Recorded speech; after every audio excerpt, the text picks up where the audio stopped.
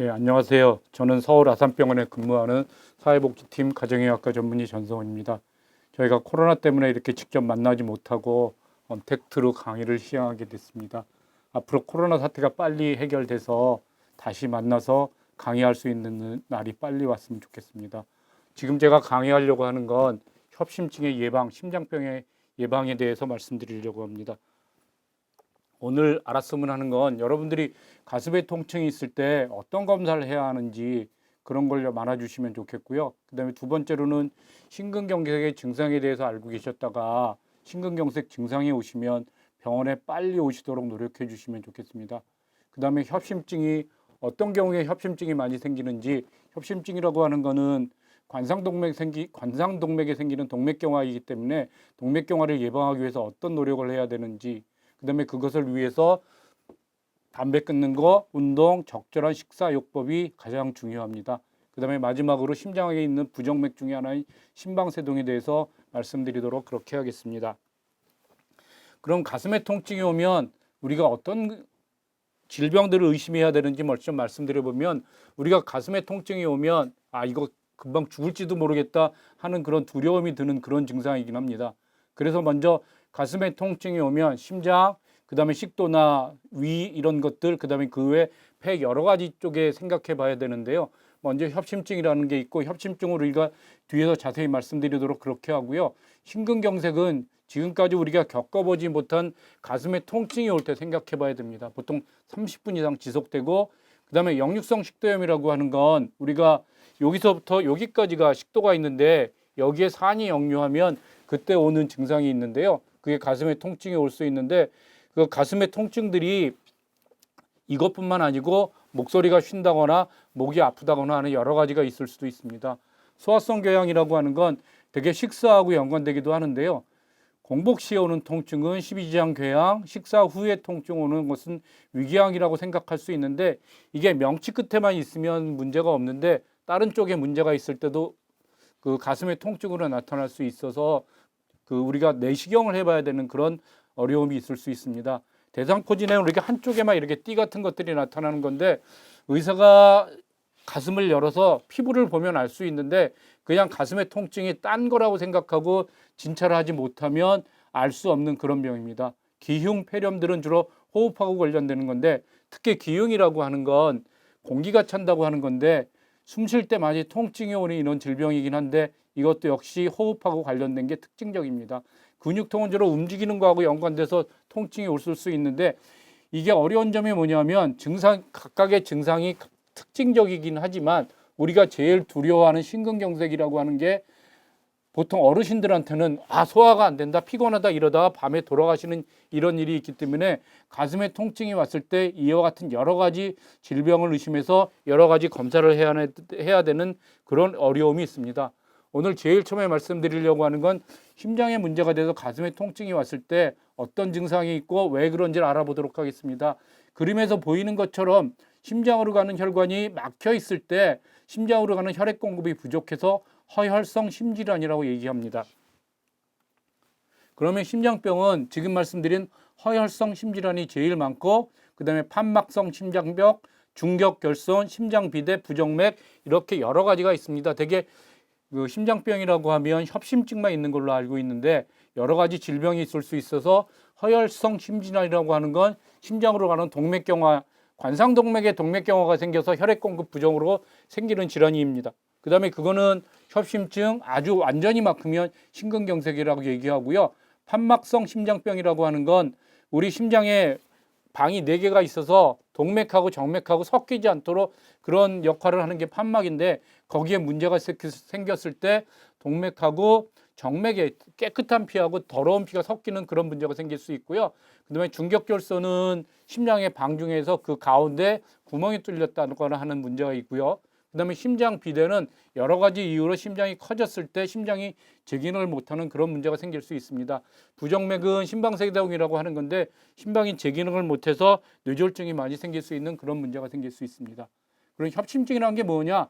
동맥경화 등으로 인해서 관상동맥에 혈액 공급이 부족해서 생기는 증상인데요. 이때 생기는 가슴의 통증이고, 가슴이 좁아진 듯 조이고 뻐근한 통증이고, 가운데 불편한 압박감이 있고요. 왼쪽 어깨나 이런 쪽으로 방사통이라고 해서 통증이 뻗칠 수도 있고요.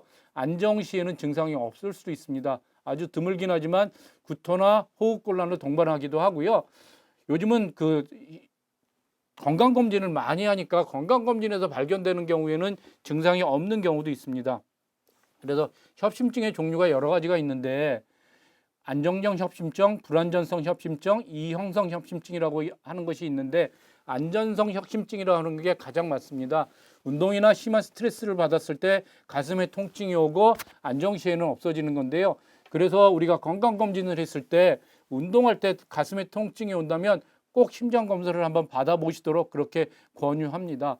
불안전성 심장병은 이렇게 좀 더 심해졌을 때는 쉬는 중에도 가슴에 통증이 생길 수 있고 증상이 심하고 오래 지속되는데 이건 반드시 치료를 요합니다.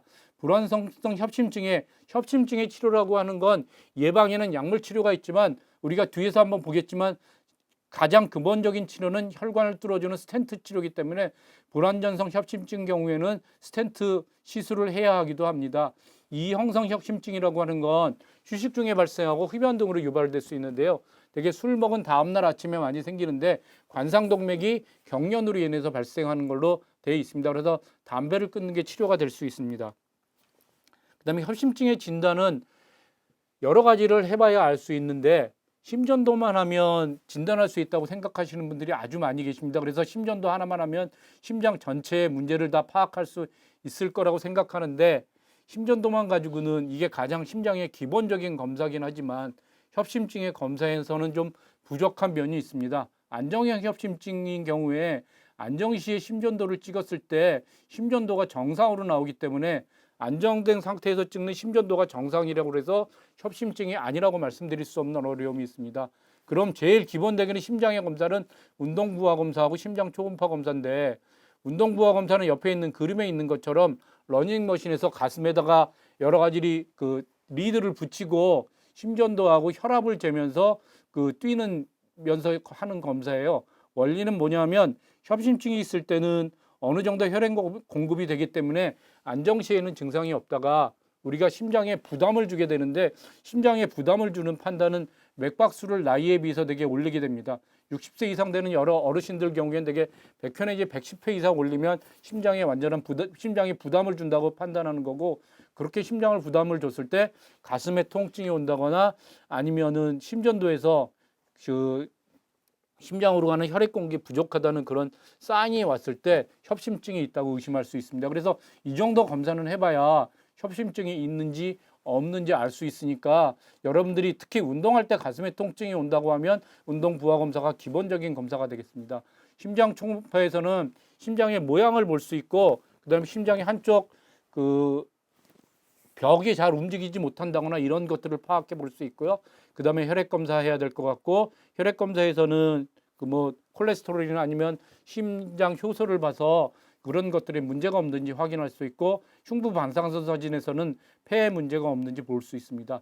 그다음에 밑에 있는 관상동맥 CT, 해경상 스캔, 관상동맥 조영술이라고 하는 건 조금 더 진행됐을 때 할 수 있는데 우리가 지금 협심증이라고 하는 게 관상동맥 동맥경화가 생겨서 혈관이 막혀서 생기는 질환이고 혈관이 좁아져서 생기는 질환이기 때문에 혈관 상태가 어떤지 파악하기 위해서 관상동맥 CT나 해경상 스캔 그다음에 하는 경우도 있고 안 하는 경우도 있지만 관상동맥이 어느 정도 막혔다고 생각했을 때 가장 정확하게 검사할 수 있는 게 관상동맥 조영술입니다. 그다음에 위내시경은 이런 것들이 정상으로 나오거나 아니면 가슴의 통증이 협심증하고 좀 양상이 다를 때 우리가 제일 많이 볼 수 있는 게 역류성 식도염 경우가 제일 많이 볼 수 있기 때문에 그런 거에 문제는 없는지 확인하기 위해서 위내시경 검사를 추가로 할 수도 있습니다. 그래서 어떤 사람들이 이 협심증 동맥경화가 많이 생기느냐 하면 담배 피는 사람, 그다음에 고지혈증 있는 사람인데 고지혈증 중에서도 LDL 콜레스테롤 혈증, HDL 콜레스테롤 혈증입니다. 이게 LDL이라고 하는 건 저밀도 콜레스테롤, HDL이라고 하는 건 고밀도 콜레스테롤인데 두 개가 어떻게 조금 다르냐면 LDL 콜레스테롤도 우리 몸속에 나쁜 콜레스테롤이고 그다음에 HDL 콜레스테롤도 우리 몸속에 좋은 콜레스테롤입니다. 그래서 LDL 콜레스테롤이 높을수록 고지혈증에서 문제가 생기는 겁니다. 그래서 우리가 고지혈증 약을 먹는다거나 치료를 할 때 LDL 콜레스테롤 정상 레벨로 유지하기 위해서 약을 먹거나 하는 거예요. 특히 심장 쪽의 문제는 고지혈증하고 밀접하게 연관되어 있습니다. 혈압하고 고지혈증 두 개를 비교해 보면 고지혈증은 그 뇌졸중보다는 심장에 좀 더 문제가 있는 것 같고요. 그다음에 고혈압은 그 뇌졸중하고 좀 더 문제가 있는 걸로 그렇게 생각돼서 동맥경화 협심증이 있을 때는 고지혈증을 철저하게 치료하는 게 중요하고, 당뇨병이 있는 사람, 고혈압이 있거나 아니면 고혈압 약을 먹는 사람들한테 많이 생기고요. 그다음에 남자에서는 55세 미만, 여자에서는 65세 이전에 그 관상동맥 질환이 있는 가정정이 있을 때 남자들한테 좀 더 많이 생기고요. 남자는 45세 이상에서, 여자는 폐경기가 지나는 55세 이상에서 협심증이 많이 생깁니다. 그다음에 비만이나 운동 부족 등으로 인해서도 협심증이 많이 생길 수 있습니다. 그럼 우리가 협심증의 예방을 위해서 뭘 해야 되느냐? 제일 먼저 강조하고 싶은 게 담배 끊는 걸 강조하고 싶습니다. 담배 생각하면 흔히들 폐암만 생각하는데 담배가 협심증하고 밀접한 연관이 있기 때문에 많은 사람들이 담배 때문에 협심증에 걸렸거나 아니면 관상동맥 질환이 있어서 심근경색 등으로 인해서 돌아가시는 경우를 많이 볼 수 있습니다. 그 다음에 술 끊는 거에 대해서 말씀드리면, 과거에는 포도주 한 잔 정도는 우리 몸속에 피를 깨끗하게 해서 우리 몸에도 좋을 거다 이렇게 생각했었는데, 이제는 완전히 금주를 권유합니다. 한 잔의 술이라도 심장이나 아니면 우리 몸속에 좋은 영향을 미치는 건 없다고 현재는 많은 의사들이 그려내기 때문에 술도 완전히 끊는 것을 권유합니다. 그 다음에 음식은 싱겁게 골고루 먹고 채소와 생선을 충분히 섭취하라고 권유하는 겁니다. 특히 싱겁게 먹는 거는 혈압을 좀 떠들어뜨리기 위해서 그렇고요. 그 다음에 적절한 운동이 중요하고 적정 체중과 허리둘레를 유지해야 되는데, 어르신들께서는 체중을 줄이지 않고 지금 있는 체중을 그대로 유지한다고 생각해 주시면 좋겠어요. 그 다음에 고혈압, 당뇨병, 고지혈증, 만약에 약물 치료를 해야 된다고 하면 꼭 약물 치료를 잘 하시도록 하시고요. 정기적으로 혈압, 혈당, 콜레스테롤을 측정해서 내가 지금 약을 먹고 있거나 운동하거나 식사 조절을 하기는 하지만 이게 과연 잘 조절되고 있는지 꼭 확인해 주시면 좋겠습니다. 그 다음에 심근경색 증상을 알고 있다가 증상이 생기면 빨리 응급실로 내원해 주시면 좋겠습니다. 그래서 약물 치료는 우리가 보통 아스피린 같은 피를 맑게 하는 약, 그 다음에 속효성 혈관 확장제라고 하는 건 가슴에 통증이 있을 때 혀 밑에 넣거나 이렇게 뿌리는 것들인데, 그게 가슴에 통증이 있을 때 효과적이고요. 베타 차단제, 안시온테신 전화 효소 억제제, 칼슘 통로 억제제는 혈압약으로 쓰기도 하지만 이런 것들이 심장에 부담을 줄여줘서 협심증을 심장을 보호하는 효과가 있어서 협심증에 사용하기도 합니다. 고지혈증 치료가 굉장히 중요하고, 당뇨가 있은 분들이 당뇨를 철저하게 치료해 주셔야 합니다.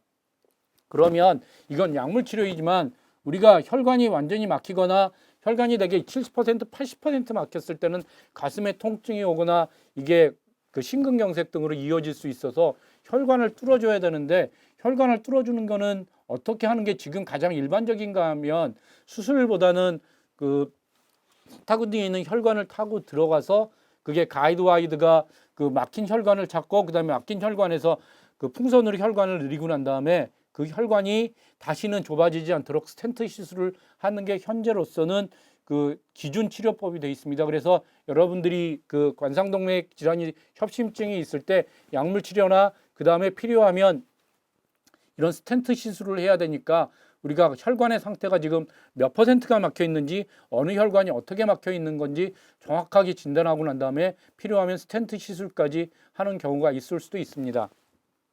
그래서 우리가 스텐트 시술에 관한 동영상을 하나 보시도록 하겠습니다. 우리 그 심장내과에 계시는 박덕우 교수님이 지금 현재 우리 병원에서 굉장히 시술을 많이 하고 계신데, 박덕우 선생님의 동영상을 하나 보시도록 그렇게 하겠습니다.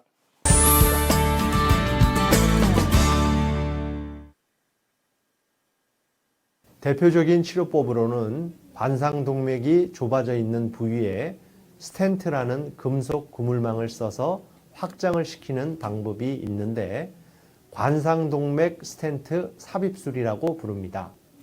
수술은 전신 마취를 해야 하지만 관상동맥 스텐트 삽입술은 마취하지 않고 환자가 의식이 있는 상태에서 혈관을 통하여 긴 관을 심장 혈관까지 넣고 그 관을 통하여 스텐트를 좁아진 부위에 이동시킨 다음에 확장을 하는 시술입니다.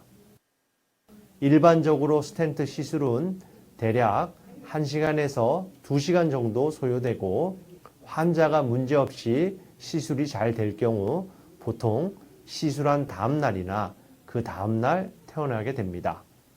좁아진 혈관이 다시 좁아지는 것을 막는 약물 용출성 스텐트를 이용해 시술하고 최근에는 생체 흡수형 스텐트가 도입되어 활발히 시행되고 있습니다. 생체 흡수형 스텐트는 시술 후 6개월 이후부터 서서히 녹아 3년 정도가 지나면 완전히 사라지게 됩니다. 그래서 이제 말씀드리려고 하는 건 지금까지는 관상동맥이 완전히 막히지는 않아서 운동할 때 가슴에 통증이 있거나 쉴 때 가슴에 통증이 있거나 뭐 사라지거나 이런 증상에 대해서 말씀드렸는데 지금부터 말씀드리려고 하는 건 심근경색증입니다. 흔히들 심장마비라고 하는 거고 지금 보이는 것처럼 어느 쪽 한쪽으로 가는 혈관이 완전히 막히면 그쪽이 지금 까맣게 그림에서 까맣게 보이는 저 부위가 그 밑으로 괴사가 일어나서 심장이 제 기능을 못하게 되니까 갑자기 돌아가시는 이런 일이 생길 수 있습니다. 거기에 대해서 한번 알아보도록 그렇게 하겠습니다. 급선심근경색증은 갑자기 혈관이 그 관상동맥의 혈관이 막혀서 생기는 증상인데 30분 이상 지속되는 흉통이 있고 명치나 가슴 중앙의 통증, 그 다음에 지금까지 겪어보지 못한 가슴의 통증이라 환자가 극도로 불안하고 안절부절 못하고 옆에서 보면 땀을 많이 흘리고 그 다음에 심장이 제기를 못해서 안색이 창백하고 이런 일이 생길 수 있고요. 그 다음에 방사통이라고 그래서 좌측 팔, 어깨, 목 등으로 통증이 올 수 있는데요. 근데 이게 그 어떤 사람들 경우에는 가슴의 통증이 아니라 지금까지 겪어보지 못한 왼쪽 어깨 통증 때문에 지금도 잊지 못한다고 하는 분들도 많이 계시기 때문에 가슴의 통증이라고 하는 건 전형적인 거지만 이런 것들이 있을 수 있고요. 호흡곤란이나 의식의 혼돈이 있을 수 있어요. 그래서 그 여러분들 같은 경우에 가슴의 통증이 지금까지 겪어보지 못한 것들이 가슴의 통증이 온다고 하면 반드시 먼저 급성 심근경색을 의심해야 되고요.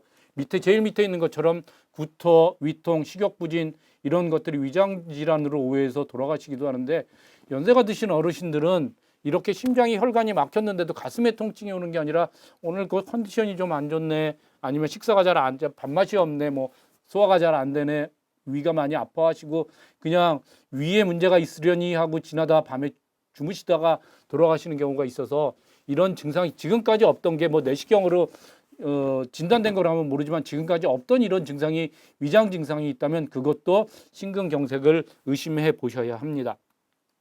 그럼 심근경색이 있다고 생각되고 내가 가슴에 통증이 아주 심하게 오면 여러분은 어떻게 해야 하느냐 하면 가능하면 움직이지 않고요. 흉통이 10분 이상 되면 당장 119에 전화하시면 좋겠습니다. 119에서는 지금 어느 병원으로 가야 되는지 알고 있습니다. 밑에 보는 병원에서는 24시간 동안 관상동맥 중재술팀이 대기하고 있다고 있는데 아까 보여드린 그 스텐트를 병원에 도착하자마자 30분이나 1시간 이내에 할 수 있도록 모든 사람들이 지금 준비하고 있기 때문에 무조건 병원에 빨리 가는 게 중요합니다. 그럼 제가 한번 경험한 건데 저희 선배가 한번 경험한 건데 북한산 산 위에서 가슴에 통증이 오고 진짜로 견딜 수 없을 정도로 심한 통증이 와서 119에 전화하면 어떻게 할까요? 이때는 헬리콥터가 출동해서 환자를 헬리콥터에다 실어서 남쪽에는 지금 청와대가 있으니까 못 가지만 북쪽으로 가면 명지병원이라는 곳에 데려다 줬고 거기에서 그 스텐트 시술을 해서 무사히 생명을 건졌던 그런 경험이 있습니다. 그래서 여러분들이 가슴에 통증이 있다고 하면 언제 어느 때든지 119에 전화하면 심장에 문제가 생긴 거를 의심하면 119에서 지금 심장을 뚫을 수 있는 곳에 데려다 주니까 반드시 전화해 주시고요. 두 번째, 기다리거나 의원, 약국, 한의원에 가지 않는다는 뭐냐면 거기 가면 할 일이 없어요. 물론 의원에 가서 심전도 찍고 그 심장에 문제가 있는 것 같으니까 큰 병원에 가보십시오 할 수 있지만 가능하면 기다리거나 특히 약국 한의원에서는 아무것도 할 일이 없으니까 반드시 병원에 빨리 와야 되고요. 증상 발현 후에 최대한 빨리 도착해야 된다고 강조해서 말씀드리는 이유는 뭐냐면 혈관이 막혔을 때 최대한 빨리 뚫어주면 심장이 100% 회복할 수 있는데 그게 시간이 지나면 지날수록 심장 완전히 뚫을 수 없는 그런 어려움이 생길 수도 있으니까 가능하면 빨리 오시도록 그렇게 해주시면 좋겠습니다. 물론 12시간 지나도 스텐트 시술을 안 하는 건 아니지만 가능하면 병원에 빨리 오시도록 그렇게 해주시면 좋겠습니다. 그러면 이 심장마비 급성 심근경색은 어떻게 진단하느냐? 심전도에서 나타납니다. 그래서 응급실에 오시면 가슴에 통증이 온다고 하면 심전도를 찍어서 보면 이게 심전도에서 알 수 있는 게 뭐냐면 어느 부위에 혈관이 막혔고 어느 부위에 어떤 일이 생겼는 것까지 되게 생각하고 진단할 수 있기 때문에 가슴에 통증이 왔을 때 심전도에서 심근경색을 진단하는 그 진단이 붙으면 그 다음부터 모든 일이 빨리 이루어질 수 있고 그 다음에 관상동맥 조영술까지 금방 시행할 수 있습니다. 그래서 심전도가 심근경색 진단에는 가장 중요한 진단 그 방법이고요. 그 외에도 혈액검사, 그다음에 특히 심장이 문제가 됐을 때는 심장에서 나오는 여러 가지 효소가 올라갈 수 있어서 그런 혈액검사를 해야 되고요. 그다음에 흉부 반사전 사진, 그다음에 심장 초음파, 심전도하고 금방 관상동맥 조영술로 갈 수도 있지만 그 진단이 정확하지 않거나 그랬을 때는 관상동맥 CT나 심장 MRI를 시행하고 관상동맥 조영술을 들어갈 수도 있습니다. 그래서 다음에 보면 합병증이 뭐냐면 제일 중요한 합병증이 부정맥 심실성 빈맥이라고 하는 심장이 제 기능을 못해서 심장이 너무 빨리 떠서 이것 때문에 돌아가시게 되는 그런 원인이 될 수 있습니다. 그다음에 심인성 쇼크나 그다음에 급성 승모판 폐쇄 부전증, 뭐 심신 중격 파열, 심부전 이런 것들이 있을 수 있는데 제일 그 중요한 게 급사가 될 수 있어서 빨리 통증이 있을 때 병원에 오시는 게 무엇보다도 중요하다고 말씀드릴 수 있겠습니다. 그다음에 그러면 지금 혈관이 막혔는데 혈관을 뚫어야 되는 거예요. 그래서 심근경색의 치료는 재관류라고 하는 건 심장에 있는 혈관을 뚫어주는 게 치료인데 혈전용해제 투입이라고 하는 거는 피를 맑게 하고 그 혈전이 생긴 걸 주사로 녹일 수 있어서 3시간 이내에 혈전용해제 투입하고 과거에는 많이 사용했던 방법이긴 합니다. 현재는 그 표준 치료법이 뭐냐면 관상동맥 중저절 스텐트 시술 아까 보였던 것들을 그 응급으로 할 수 있으니까 90분 이내에 실시했을 때 강한 효과가 있으니까 여러분들이 혈관 확장, 그다음에 혈전 제거, 스텐트 삽입을 하는 그런 단계로 시술을 하게 됩니다. 재협창의 위험성이 있지만 아까 보여드렸던 그런 뭐 혈관 생체 흡수형 스텐트 등이 개발돼서 이런 것들의 위험은 점점 줄어들고 있습니다. 그다음에 이런 것들이 되지 않았을 때는 수술을 하기도 하는데 수술을 해야 될 때는 마지막 방법이어서 혈관을 이식한다거나 이랬을 때 관상동맥 우회 이식술을 시행하기도 합니다. 약물 치료는 뭐냐 하면 베타 차단제라고 하는 건 심장으로 자체 그 산소 소모량을 감소시켜서 한부정맥 효과 있고 그다음에 안지오텐신 효과 이런 것들을 효소와 혁제제는 그 심장으로 가는 부담을 감소시켜주는 그런 효과가 있어서 혈압 그 감소 효과도 있지만 어쨌든 심장을 보호해주는 그런 효과가 있습니다. 그다음에 중요한 게 스타틴이라고 해서 고지혈증 치료제를 그 계속 그 사용하게 되는데 동맥경화가 다시 생기지 않도록 그다음에 동맥경화가 안정되고 재발 방지를 위해서 사용하게 됩니다. 그다음에 혈전 예방약제라고 하는 건 특히 스텐트를 하고 그 다음에 정도에는 그 스텐트가 많이 막히거나 문제가 생길 수 있기 때문에 피를 깨끗하게 하는 그런 약을 많이 사용하기도 합니다. 동영상을 하나 더 볼 텐데요. 우리가 겨울에 그 심장병이나 뇌졸중 이런 것들이 특히 지금 같은 겨울에 많이 생길 수 있는데 왜 생기는지 그다음에 증상이 어떤지 치료법은 어떤지 지금 말씀드렸던 것들을 다시 한번 요약해서 볼 수 있도록 그렇게 하겠습니다.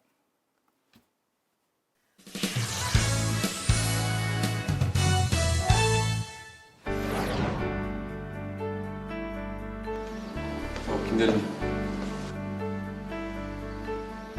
정정하시던 분이 어쩐 일로 찬바람 때문이래요. 찬바람 때문요? 네. 김대리님도 조심하세요. 요즘 젊은 사람들도 위험하다잖아요. 예, 안 그래도 병원 온 김에 예방 접종 좀 맞으려고요. 예? 예방 접종이요? 독감 때문 아니에요? 찬바람 때문이라면서요. 그게 아니고 찬바람 불기 시작하면 심장 조심하시라고요. 새벽에 조깅 나가셨다가 찬바람에 심장이 놀라서 돌아가신 거잖아요. 아, 근데 심장은 몸 안에 있는데 어떻게 찬바람에 놀라요? 네?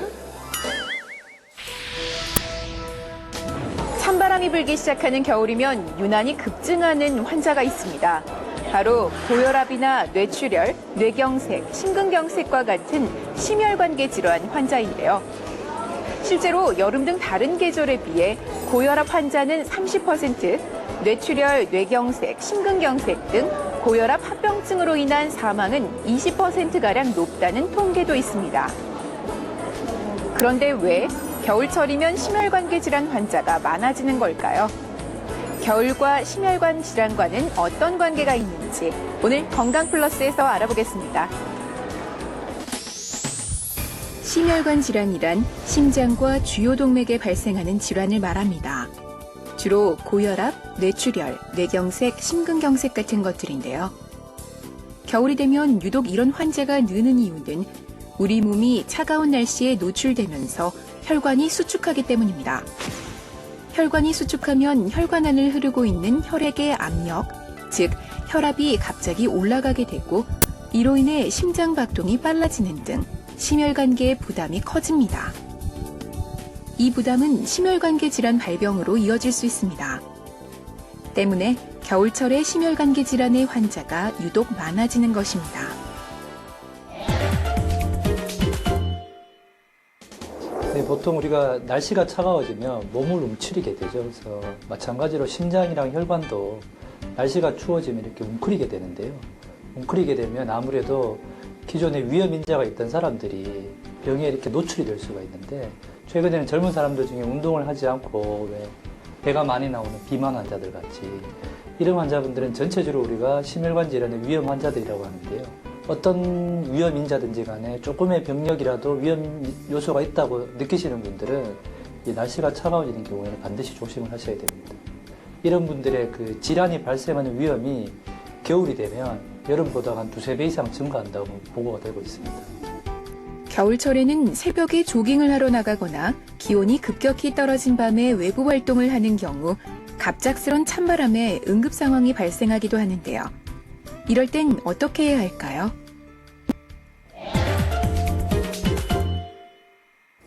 갑자기 차가운 날씨에 나갔는데 왼쪽 젖가슴 부위가 조여오거나 또는 평상시 보다가 호흡곤란이 심해지거나 하면 이거는 심장질환이 발생했다라고 했을 가능성이 높기 때문에 119에 바로 전화를 해서 최대한 빨리 의료진과 컨택을 하시든지 아니면 가까운 환자분들이 가지고 있는 니트로글리세린이라고 하는 응급약이 있습니다. 그런 약들을 조금 처방을 하시든지 하고 예를 들면 운동을 하거나 바깥 차가운 날씨에 나갔는데 본인이 증상이 심해진 경우에는 그런 악화 요인을 피하시는 게 가장 좋은 방법입니다. 예를 들면 내가 계단을 5층을 올라가는데 가슴이 아팠다. 그러면 계단을 올라가시지 않는 게 좋고요.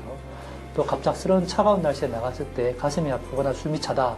그러면 가급적이면 차가운 날씨에는 야외 활동을 자제하시는 게 그런 상황이 되기 전에 본인의 몸 관리를 하시는 거죠. 평상시에 본인이 음식, 운동, 체중 관리 등을 통해 가지고 튼튼한 심혈관 질환 상태를 만드는 것이 가장 좋은 예방법이고요. 질환이 있는 상태가 됐을 경우에는 그런 상황을 조심하시고 만약에 이상이 있을 경우에는 최대한 빨리 의료진과 만나보시는 게 가장 좋은 치료법이자 대처법이자 예방법이라고 할 수 있습니다. 겨울철 급작스러운 혈관 질환으로 인한 사고를 예방하기 위해서는 평소 몸을 꾸준히 움직이며 운동하는 것이 필수라고 합니다. 단 겨울철 외부에서 운동을 할 때에는 심장과 폐가 추위와 운동에 대비하도록 준비 운동과 보온에 신경 써야 한다는 점을 명심해야겠습니다. 지금까지 건강플러스였습니다. 이제까지 심장으로 가는 혈액 공급이 부족해지는 협심증하고 심근경색에 대해서 말씀드렸고요.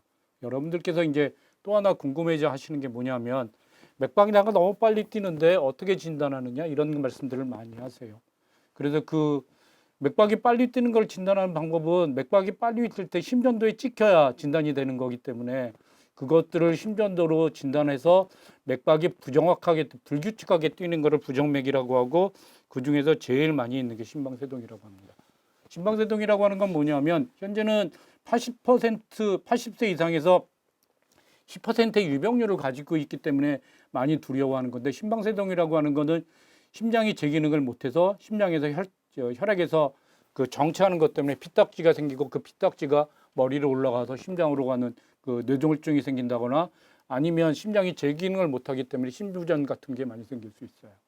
과거에는 판막 때문에 심방세동이 많이 생겼는데 이제는 우리가 평균 수명이 늘어나면서 그 판막에 문제가 없으면서 고혈압이나 이런 것만 가지고 있는데도 연세가 드시면서 심방세동이 생기는 경우가 많이 있어요. 그래서 심방세동이라고 하는 건 그 심전도로 진단할 수 있으니까 심전도를 해보는 게 중요할 거고요. 그 다음에 중요한 게 뭐냐면 뇌졸중은 5배 많고 심부전은 3배나 많고 뇌졸중이 발생하면 증상이 심각하니까 그러면 피딱지가 생기는 거를 막아야 되잖아요. 그래서 피딱지가 생기를 막아야 되는 것들을 위해서 피를 깨끗하게 하는 아스피린이나 여러 가지 피를 맑게 하는 항연절 치료가 필요함이 있으니까 이런 경우에 꼭 치료했으면 좋겠고요. 그래서 심부전, 고혈압, 당뇨, 뇌경색, 혈관 질환 등이 있을 때 꼭 그 아스피린 같은 걸 드시게 되는 경향이 있고요. 그 아스피린을 먹게 되면 문제가 없느냐? 문제가 없지는 않아요. 출혈성 경향이 생기기 때문에 위궤양이 있거나 이런 건 문제가 되실 수도 있고요. 그렇지만은 피를 맑게 하는 작용이 있기 때문에 그럼에도 불구하고 꼭 필요한 심방세동 같은 것들이 있을 때는 꼭 드시도록 그렇게 하시면 좋겠습니다. 그래서 아까 말씀드린 그 부정맥을 어떻게 진단하는지 다시 한번 설명해 드리면 심전도에서 찍혀야만 부정맥이지 본인이 심장이 빨리 뛴다, 뭐 불규칙하게 뛴다, 느낀다고 해서 의사 입장에서는 치료를 할 수가 없거든요. 그래서 어떻게 해야 되냐면 지금 보시는 것처럼 심전도를 달고 24시간 동안 생활하고 내가 뭐 계단 올라갔다 이런 것들이 이렇게 체크해서 주시면 의사들은 그걸 컴퓨터에서 보고 부정맥이 있는지 없는지 어떤 부정맥인지 그래서 부정맥의 종류에 따라서 치료하는 방법이 각각 달라지니까 심방세동이라고 하는 것도 지금 제가 그 아스피린 같은 치료를 강조했지만 맥을 정상으로 돌리도록 하는 치료를 하는 경우도 있기 때문에 심전도의 그 부정맥의 진단이 조금 어려운 면이 있다는 것들은 이해해 주시면 좋겠습니다. 경청해 주셔서 감사하고요. 제가 지금 말씀드렸던 것을 몇 가지만 요약해서 말씀드리면 그 협심증하고 심근경색이라고 하는 것은 관상동맥으로 가는 동맥경화이기 때문에 동맥경화를 예방하기 위해서는 어떤 사람들한테 잘 생기냐면 담배 피고 그다음에 술 많이 먹고 운동하지 않으면서 고혈압, 당뇨, 고지혈증 있는 사람들한테 많이 생기니까 우리가 제일 중요하게 해야 될 건 담배 끊는 거, 술 끊는 거, 그다음에 운동 열심히 하는 거. 만약에 약물 치료가 필요하다면 고혈압약, 당뇨약, 그다음에 고지혈증약 철저하게 드시는 게 굉장히 중요하고요. 그다음에 의사들한테 아스피린 같은 그 피를 맑게 하는 약을 먹는 거를 복용을 권고받으셨으면 끊지 않고 중단하지 않고 꽤 잘 드시도록 그렇게 노력해 주시면 좋겠습니다. 오늘 강의는 여기에서 마치겠습니다. 경청해 주셔서 감사합니다.